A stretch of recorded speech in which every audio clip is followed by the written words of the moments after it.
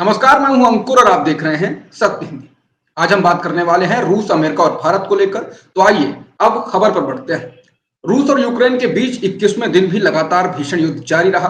America और उसके बाकी सहयोगी देश रूस पर लगातार प्रतिबंधों की बारिश कर रहे हैं, लेकिन रूस मानने को तैयार नहीं है। इस बीच रिपोर्ट्स आई हैं कि भारत ने रूस से सस्ते में कच्चा तेल खरीदा है, जिस पर अमेरिका की प्रतिक्रिया आई है। अमेरिका की ओर से कहा गया है, जब इतिहास लिखा जाएगा तब याद रखा जाएगा कि कौन विनाशकारी प्रभाव वाले हमले यानी रूस के समर्थन में था। दरअसल रूस की ओर से भारत को सस्ते में कच्चा तेल देने के ऑफर को लेकर जब व्हाइट हाउस की प्रेस सचिव जेन साकी से सवाल पूछा गया तो उन्होंने कहा कि मुझे नहीं लगता कि रूस से भारत की ऑयल डील अमेरिकी प्रतिबंधों का उल्लंघन होगी, लेकिन ये भी सोचे कि आप खड़े कहां होना चाहते हैं। ऐसे समय जब दुनिया का इतिहास लिखा जा रहा है तो रूस के लिए समर्थन एक आक्रमण के लिए समर्थन है। यह रुख स्पष्ट रूप से विनाशकारी प्रभाव डाल रहा है। कच्चे तेल और अन्य वस्तुओं को रियायती कीमतों पर खरीदने के लिए भारत को दी गई रूसी पेशकश पर पूछे जाने पर जेन साकी ने यह बातें कही। अब जान लेते हैं ये पूरा मामला क्या है। दरअसल रिपोर्ट्स हैं कि भारत ने रूस से 24 फरवरी को सस्ते में 3 मिलियन बैरल कच्चे तेल की खरीद की डील की है। समाचार एजेंसी रॉयटर्स ने सूत्रों के हवाले से कहा है कि भारत ने यह डील 20 से $25 प्रति बैरल सस्ते में की है।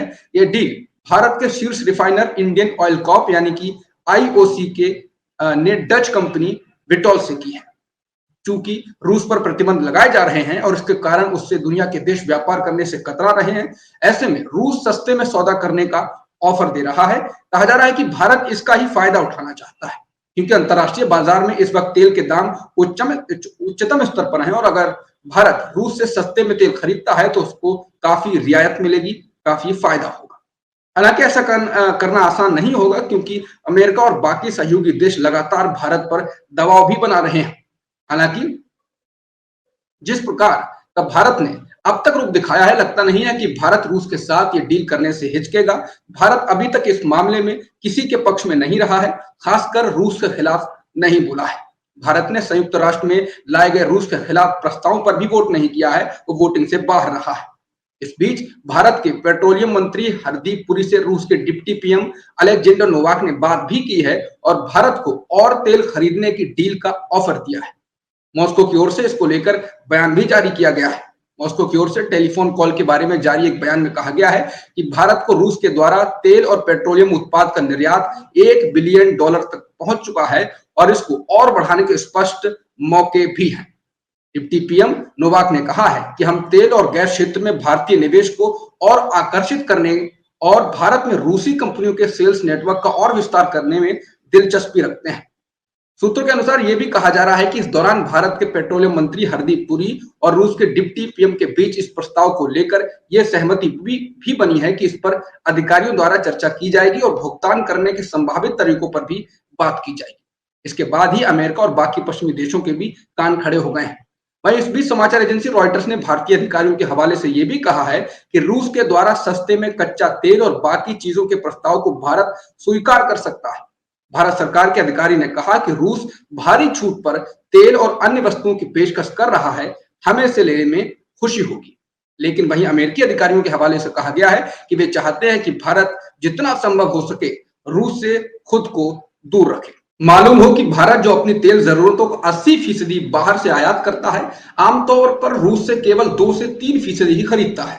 लेकिन इस साल अब तक तेल की कीमतों में 40% की वृद्धि हो चुकी है और सरकार के साथ तेल के व्यापार को और बढ़ाने पर विचार कर रही है, यानी कि रूस के साथ। तो ये तो रही भारत की बात, लेकिन क्या यूरोप के देश रूस के साथ तेल और गैस का आयात बंद कर पाएंगे? अभी तक तो ऐसा नहीं दिख रहा है और ना ही ऐसा हुआ है। यूरोप को ये कदम उठाने के लिए बहुत नुकसान सहन करना होगा। यूरोप में गैस हीटिंग, बिजली और अन्य उद्योगों के इस्तेमाल के लिए 40% प्राकृतिक गैस रूस से ही आती है।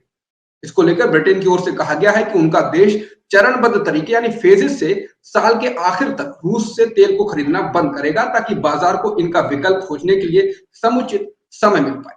वहीं जर्मनी ने तो अभी ऐसा करने से साफ इनकार कर दिया है और कहा है कि रूसी गैस और तेल आपूर्ति का तत्काल बहिष्कार व्लादिमीर पुतिन से अधिक अपनी आबादी यानी जर्मनी की आबादी को नुकसान पहुंचा सकता है, जिससे बड़े पैमाने पर बेरोजगारी और गरीबी आ सकती है।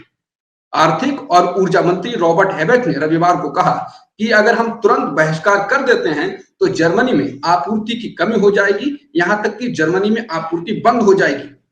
बता दें, जर्मनी की 55% नेचुरल गैस रूस से आती है, 52% कोल रूस से आता है और 34% खनिज तेल रूस से आता है, जिसके लिए वो प्रतिदिन सैकड़ों मिलियन यूरो का भुगतान भी करता है। ये तो थी आज की खबर। बाकी खबरों के लिए बने रहिए सत्य हिंदी के साथ। सत्य हिंदी का ऐप डाउनलोड करें गूगल प्ले स्टोर पर।